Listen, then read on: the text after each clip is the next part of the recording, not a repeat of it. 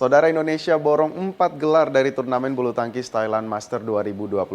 Pasangan baru Amalia Cahaya Pratiwi, Siti Fadia sukses pecah telur. Sementara Zaki Ubaidillah jadi juara di nomor tunggal putra.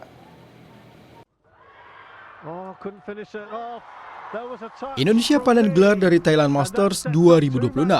Keran juara dibuka dari sektor ganda putri. Pasangan baru Amalia Cahaya Pratiwi, Siti Fadia pecah telur. Dewi Fadia menang dalam pertarungan rubber game dari pasangan Tiongkok Bao Li Jing, Li Yingjing 15-21, 21-15, dan 21-18.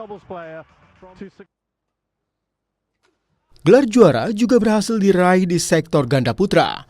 Leo Bagas mampu menang di partai All Indonesian Final kontra anak muda Raymond Indra Nicholas Hoakin. Unggulan teratas menang straight game 21-10 dan 21-17. Perang saudara juga tersaji di sektor ganda campuran. Adnan Maulana Indah Cahya Sari Jamil jumpa pasangan non-pelatnas Bobby Setiabudi Melati Daeva. Pasangan unggulan keempat harus berjuang 3 set untuk membawa pulang gelar juara 18-21, 21-19, dan 21-17.